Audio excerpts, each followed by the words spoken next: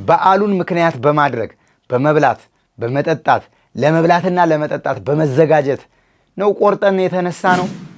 በዓሉ እንዴት አለፈ? እንዴት ነበረ? በዶሮ ነው? በእንቁላል ነው? በበግ ነው? በስጋ ነው? ወይስ ደግሞ በስጋ ወደሙ ነው?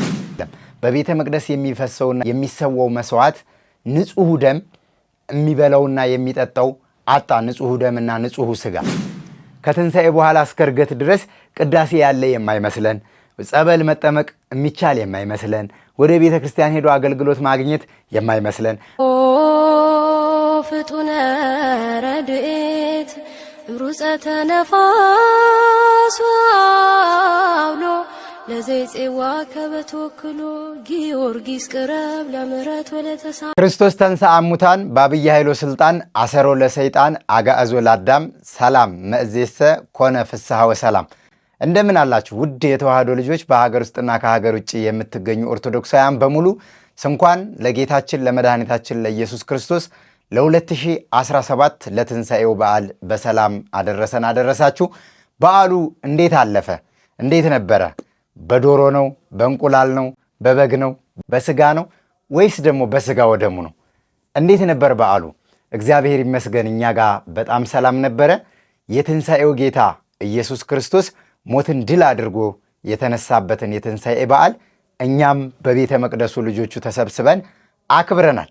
እንግዲህ ፋሲካን ስናስብ ሁል ጊዜ ከሕማማት ጀምሮ ወይም ደግሞ ከመጀመሪያው ጾሙ ከሚገባበት ከዐቢይ ጾም የመጀመሪያ ከነነዌ ጾም ጀምሮ ጾመ ኩዳዴ፣ ዐቢይ ጾም፣ ይሄ ትልቁ ጾም ሲጀመር የምናስታውሰው ብዙ ነገር አለ። እሱም ምንድነው? ጌታችን መድኃኒታችን ኢየሱስ ክርስቶስ ለእኔና ለእናንተ የከፈለውን ዋጋ ነው። በመጀመሪያ ጾሞ ኃጢአት ሳይኖርበት በደል ሳይኖርበት ያለ ኃጢአት ያለ በደሉ ጾምን ጾሞ ለእኛ አርአያ እንዲሆነን መጾም እንዳለብን፣ ጾም በሕይወታችን እንደሚያስፈልገን፣ ከምግብ ተከልክለን ስጋዊ ፍላጎታችንን አድክመን ነፍሳዊ መሻታችንን ደግሞ እንድናጎለብት ጾም ምን አይነት ጥቅም በሕይወታችን ሊሰጠን እንደሚችል ራሱ አምላካችን ጌታችን መድኃኒታችን ኢየሱስ ክርስቶስ ጾምን መስርቶልናል ማለት ነው። ከዛ በኋላ ደግሞ በጾም መካከል ጸሎት እንዳለ ወደ ፈተና እንዳትገቡ ደቀ መዛሙርቶቹን ሐዋርያቶቹን እንዳላቸው ከጾም ጋር ደግሞ ምን ያስፈልጋል? ጸሎት ያስፈልጋል ማለት ነው። ስለዚህ ይህንን ዐቢይ ጾም ስንጾም እየጾምን ጸሎት ማድረግ እንዳለብን፣ ጸሎት እያደረግን መስገድ እንዳለብን፣ ወደ ፈተና እንዳንገባ ተግተን ከምንጊዜውም በላይ ተግተን መጸለይና መበርታት እንዳለብን ጌታችን መድኃኒታችን በዚህ ወቅት ይሄንን እያሰብን እንድንኖር አርአያ ሊሆነን ፍቅርን ሊያስተምረን ትሕትናውን ሊገልጽልን እስከ ቀራንዮ አደባባይ ድረስ ለእኔና ለእናንተ ታምኖንላል ማለት ነው። እኔና እናንተስ ለሱ ታማኞች ነን? በትዳራችን ታማኞች ነን? በስራችን ታማኞች ነን? ለቤተሰባችን ለጓደኛችን ታማኞች ነን? ለእግዚአብሔርስ ታማኞች ነን? ለቤተ ክርስቲያን ታማኞች ነን? አስራት በኩራታችንን በአግባቡ እናወጣለን? የተሰጠንን ቀኖናስ በአግባቡ እንፈጽማለን? ስለዚህ ይህንን ወደ ሕይወታችን አስገብተን ራሳችንን መጠየቅ ይኖርብናል ማለት ነው እና ዐቢይ ጾም ሁል ጊዜ ቤተ ክርስቲያናችን ከምታከብራቸውና ቤተ ክርስቲያናችን ከምትዘክራቸው ቤተ ክርስቲያናችን ትእዛዝ አድርጋ ለልጆቿ መመሪያ ከምትሰጣቸው አጽዋማቶች መካከል አንዱና ትልቁ ኩዳዴ ማለት ሰፊ የእርሻ መሬት ይሉታል አባቶች። ዐቢይ ማለትም ትልቅ ማለት ነው። ዐቢይ ጾም፣ ኩዳዴ ጾም በተለያየ መንገድ መጠሪያ ያለው ጾም ነው ያሳለፍነው ጾም።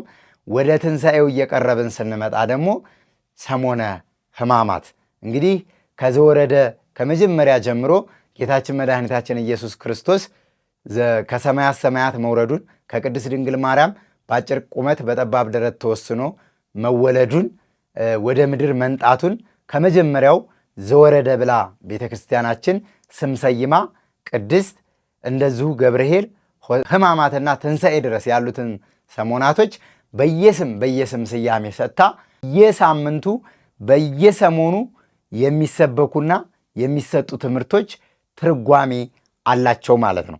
ስለዚህ እነዚህን ሁሉ ሳምንታቶች ተፈራርቀን 8 ሳምንታቶችን አፈራርቀን ወደ ሰሞነ ሕማማቱ ስንደርስ የጌታችን የመድኃኒታችን የኢየሱስ ክርስቶስን ሕመም የምናስብበት ነው። በዚህ በሰሞነ ሕማማት እንግዲህ የበረታን ያው ሁላችንም ራሳችንን መፈተሽ ስለሚኖርብን እንደየአቅማችን ግማሾቻችን በጨው የተበጠበጠ ውሃ በመጠጣት በማክፈል ምግብ ባለመብላት እንግዲህ እስከ ስቅለቱ እስከ ዓርብ ዕለት ድረስ ያሉትን መራራ ሳምንታቶች ካሳለፍን በኋላ መራራ ዕለታቶችን ካሳለፍን በኋላ በዕለተ ዓርብ ደግሞ የኢየሱስ ክርስቶስን ስቅለቱን ከጠዋት ጀምሮ መገረፉን፣ መንገላታቱን፣ ወደ ቀራንዮ መሄዱን፣ ፀሐይ ብርሃን መከልከሏን፣ ከዋክብት መርገፋቸውን፣ የቤተ መቅደስ መጋረጃ ለሁለት መከፈላቸውን፣ ኮረብቶች መሰነጣጠቃቸውን፣ ሙታን ከመቃብር መነሳታቸውን፣ ፀሐይ ደም መልበሷን እነዚህን ሁሉ በማሰብ የክርስቶስን መንገላታት የክርስቶስን መከራ በማሰብ በመስቀል ላይ ሆኖ እስከተቸነከረበት ድረስ በአምስቱ ቅንዋተ መስቀል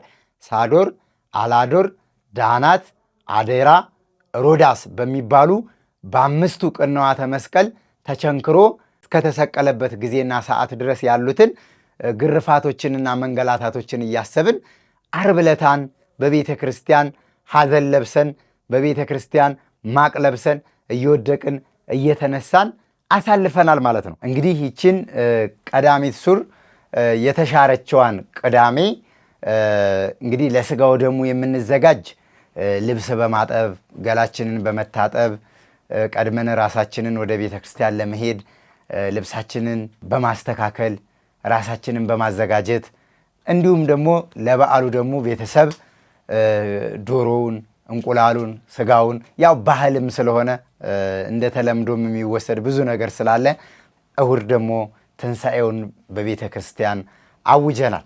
እንግዲህ ጌታችን መድኃኒታችን ኢየሱስ ክርስቶስ 3 መዓልትና 3 ሌሊትን በመቃብር ካደረ በኋላ ድንጋይ አንሱልኝ፣ መቃብር ክፈቱልኝ፣ መግነዜም ፍቱልኝ ሳይል ሞትን ድል አድርጎ ዙሪያውን መቃብሩ ሲጠበቅ እንደተናገረው ይነሳል ብለው ጥርጥርም ስለነበራቸው ዙሪያውን ሲጠብቁ ነገር ግን ሰው አይደለምና አምላክ ስለሆነ ማንንም ሳይጠራ ማንም ሳያግዘው ማንንም ሳያናግር ማንም ሰው ሳያየው ደግሞ ማን እንደሆነ ሳያውቁ ነገር ግን እሱ በመቃብር ነው ያለው ብለው ሲጠብቁ ሞትን ድል አድርጎ የኛ ጌታ መድኃኒታችን ኢየሱስ ክርስቶስ የትንሣኤው ጌታ ሞትን ድል አድርጎ ተነሳ።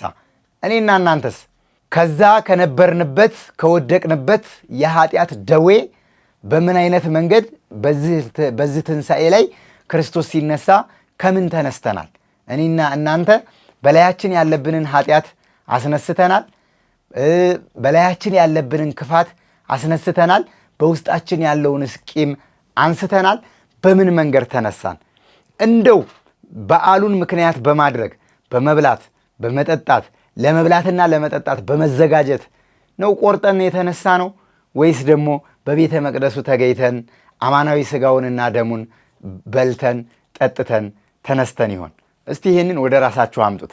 ስለዚህ አሁን ደግሞ ከሰኞ ጀምሮ ያው እንደ አጠቃላይ እስከ 50 ፋሲካዎቹ እስከ ፋሲካ የሚባሉት የደስታ ጊዜ የሚባሉት ቀናቶች 50 እስከሚሞላቸው ወይም እስከ ዕርገት ድረስ ጌታችን መድኃኒታችን ኢየሱስ ክርስቶስ ከደቀ መዛሙርቶቹ ጋር እያጽናናቸው ወይም ደግሞ አጽናኝ መንፈስ ቅዱስ ልኮላቸው እስከሚያርግበት ጊዜና ሰዓት ድረስ እንግዲህ ያው በቤተ ክርስቲያናችን አስተምህሮ ትንሣኤ እሁድን ዕርገት ሐሙስን አይለቅም ይባላልና ምንም አይነት የቀን አቆጣጠር ቀመር ቢፈራረቅ ዕርገት ሐሙስን ትንሣኤ ደግሞ እሁድን ለቆ አያውቅም፣ ወደፊትም እንግዲህ አይለቅም እና እስከ ዕርገት ድረስ ደግሞ ከሰኞ ከትንሣኤ ማግስት ከሰኞ ከማዕዶት ዕለት ጀምሮ እያንዳንዱ ቀናቶች ምስጢርና ትርጉም እንዳላቸው ሊቃውንተ ቤተ ክርስቲያን አባቶቻችን ያመሰጥሩታል።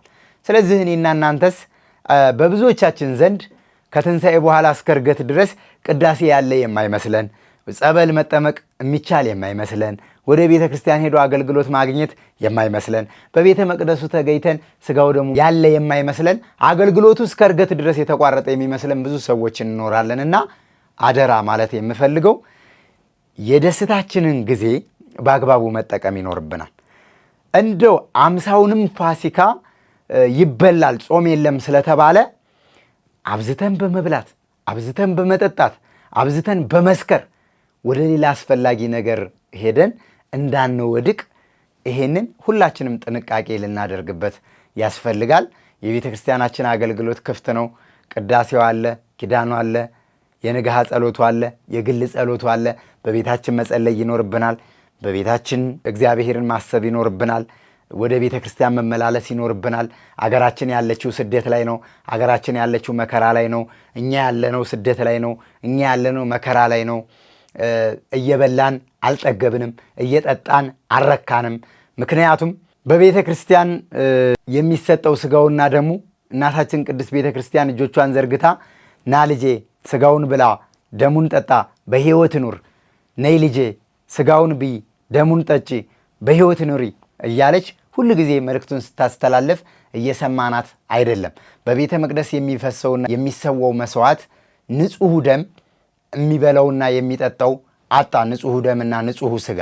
ስለዚህ ምድሪቷ በደም ጨቀየች፣ ምድሪቷ በንጹሐን ደም ቆሸሸች። ከዛስ በምድሪቷ ላይ የሚዘሩት አዝመራዎች፣ የሚዘሩት እጽዋቶች፣ የሚተከሉት አታክልቶች በሙሉ በንጹሐን ደም ላይ ስለሚበቅሉ ስንመገባቸው በሽታ እየሆኑ መጡ። በሽታ እየሆኑ መጡ። የሚበላው አታክልት በሽታ፣ የሚበላው ፍራፍሬ በሽታ፣ የሚበላው ምግብ በሽታ፣ የሚበላው ስጋ በሽታ፣ የሚበላው ሁሉ በሽታ ሆነ።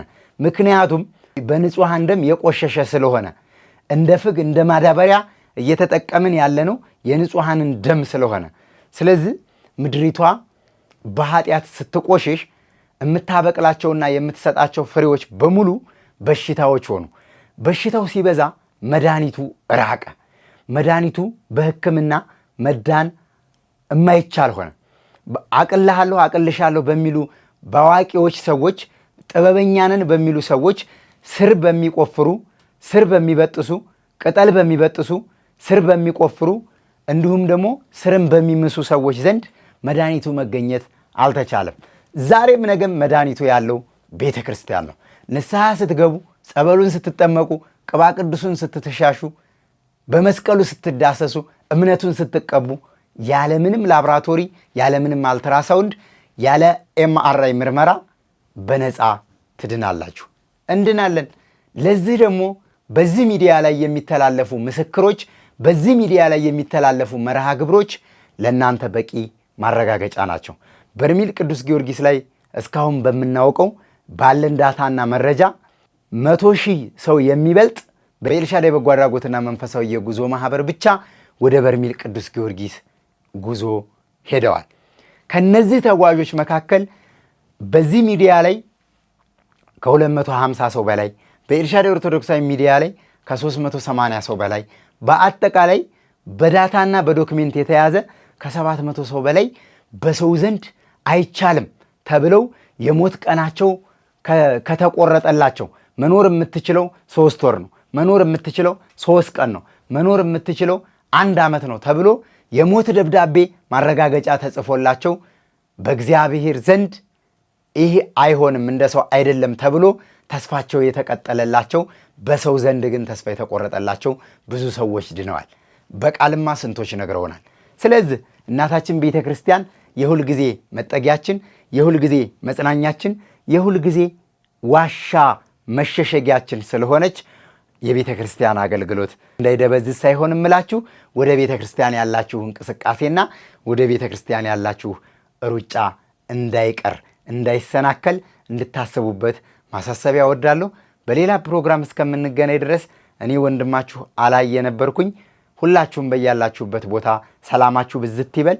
መልካም የፋሲካ በዓል እስከ ዕርገት ድረስ